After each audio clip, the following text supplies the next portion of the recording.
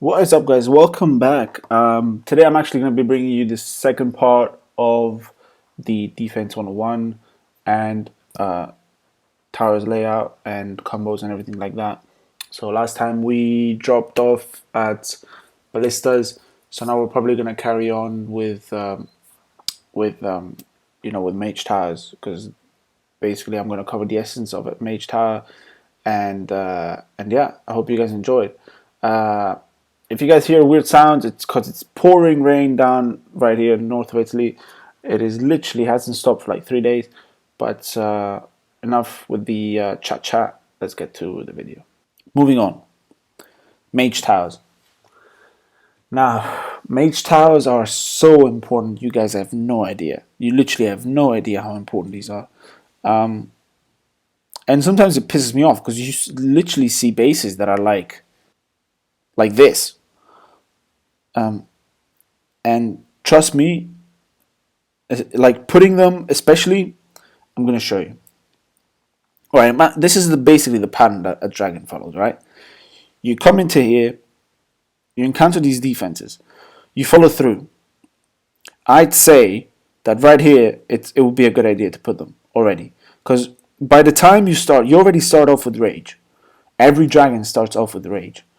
And as you go through research, you'll get more rage as you're starting. So you probably get up to probably filling your whole bar after you finish research. So you're basically going to come through this island having a lot of rage.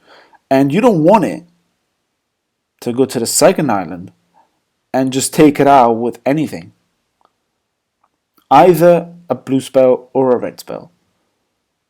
So you want it to protect it. Obviously now they've implemented white spells, so like spell flux.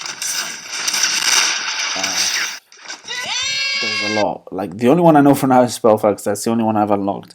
But there's actually a lot of white spells. Basically, white spells are spells that don't have alteration on their effect from any tower, unless they implement white towers. Obviously, white mage towers, but I doubt it. But oh yeah, there's also the explosive shield that they've given Sigurd to basically make him strong, let's say. But I think Rising Phoenix was just like, that's his thing. Anyways, moving on. You basically come here, right, and you don't want your opponent to use your rage. That's basically it. So you want to come here and put mage towers. You want to put both of them because you don't know what he's coming with. All right. So as he comes over, he's going to take this curve, and this curve, trust me, builds you up depending on runes he's got applied. Your opponent, I'm saying, on his dragon, depending on what he's got applied to his dragon, he's going to build up 2 rage bars probably in this curve. If he's got even better runes, you could probably build up 3. So you don't want that. So you also want after every curve, after every big curve. So this one as well. This one is a huge curve, and this one is probably the biggest curve of all. You want it to be prepped. You know, you want to be prepared for what's coming, and you want it to basically have as much defense as you can.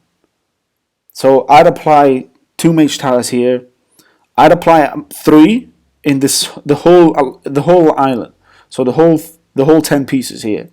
I'd probably put another red here where the storm tower is, and probably remove one of my lightning, or I don't know. I'll probably put it there. I don't know, but I'd probably put another one. I'd put 3. 3 I think would be the best, and every other basically expert player that I've seen. We could take any examples, like we could look at my boss if you guys want. He's a level 300. He's a level 300 player, and he's actually got 3 as well. So I'm just going to show you. There you go. Everyone has 3, and everyone after every curve has 2, as you can see. Just as I said, he's got none on the first island. Obviously, he's got 2 on the second island that you encounter, because that's how it goes. You're building rage through that time. Through that time period, you're building a lot of rage. And as you go up level, the dragons you encounter are going to be more and more annoying. They're going to be stronger and stronger. So they're probably going to put legendary runes. Like probably the stupidest dragon that's going to attack you will have legendary runes on. Probably epics.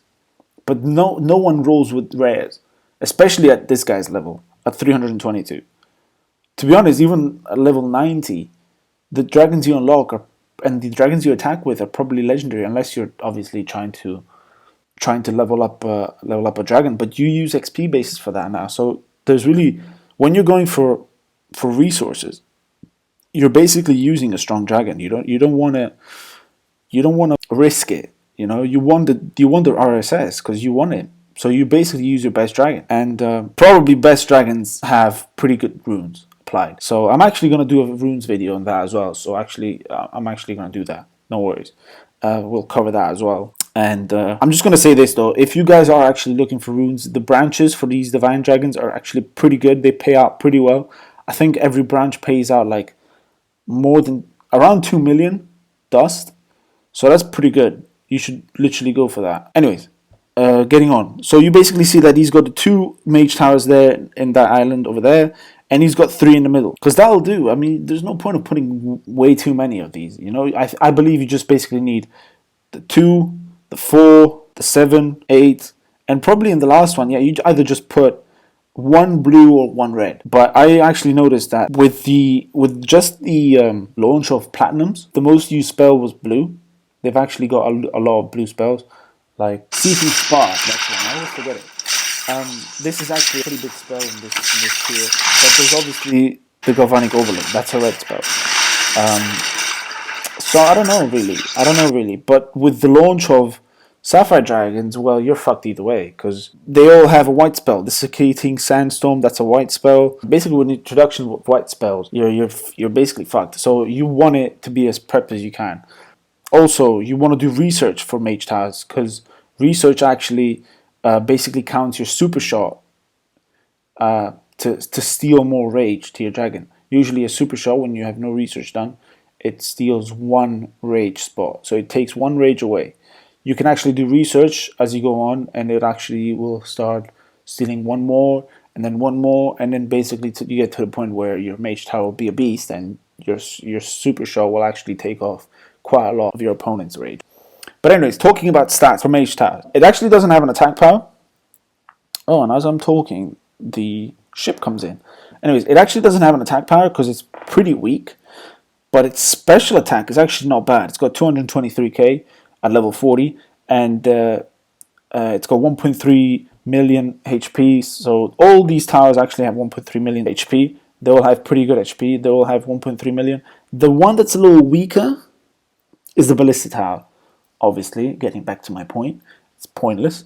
It really is. So moving on is the Trebuchet. Now the Trebuchet is, wow. Trebuchet is actually a pretty tower. It's pretty good because especially with its super shot. Its super shot, it's actually insane. It's insanely overpowered, especially with research. Because with research, it actually goes up to like stunning the opponent's dragon for probably a second and a half or something, or like even 2 seconds. Because I have no idea. For now, though, it actually stuns for quite a lot. Like for me, for now, I believe with all the research, it stuns for like a second, 0.5 maybe, 1.5 seconds. That's incredible. So basically, it means your dragon is incapable of attacking for a second. That's ridiculous. Or more than that, probably a second and a half. But let's read its stats, because since its special attack is pretty OP, its stats are not great. Alright? So its attack power, it's actually 245k. It's more than Storm Tower. It's more than the Storm Tower. And its special attack is 335k, which is also more than the Storm Tower. So it's actually it's one of those towers. It's like the Storm Tower basically. It's got such a good OP special attack, or whatever you want to call it, that it's basically, has to compensate with its stats, obviously. So yeah, that's basically it. But they're so good. Like, and I'll put them where if you guys know a base, you basically, if you've attacked a lot like I have actually done so many attacks, it's not even funny. But whenever you get to this point, yeah, where you're basically coming through this part of the island and you got rid of 1 and 2, you got rid of these towers right here, you get to this half point where you can't reach. You literally can't reach. If you try shoot these 2 towers down here at this point, you can't reach them. But they can reach you.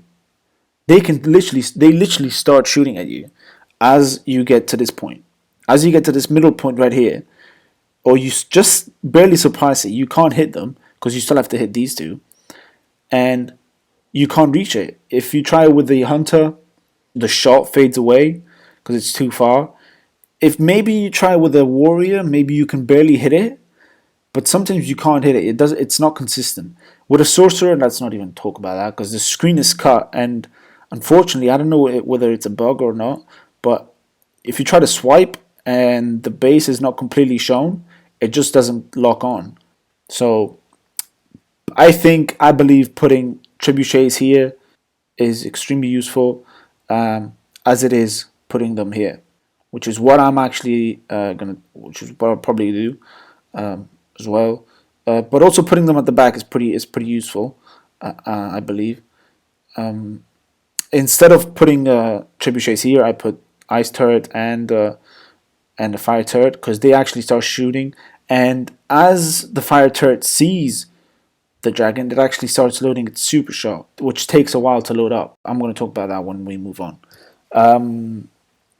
So moving on, because I believe trebuchets are basically towers that you have to put up front. I believe you have to put them up front where the dragon, for instance, especially when you curve, when it's on islands like these where they're opened, you have to put them up front. But when it's on a long island like this one, you have to put them just in the middle, where they have the opportunity to shoot, but the opponent can actually hit them. Like here and here as well. Which brings me to the end of part 2, guys. I hope you guys enjoyed. This is my opinion, so don't get mad. Stay tuned for the next episode. Take care, guys. Peace out.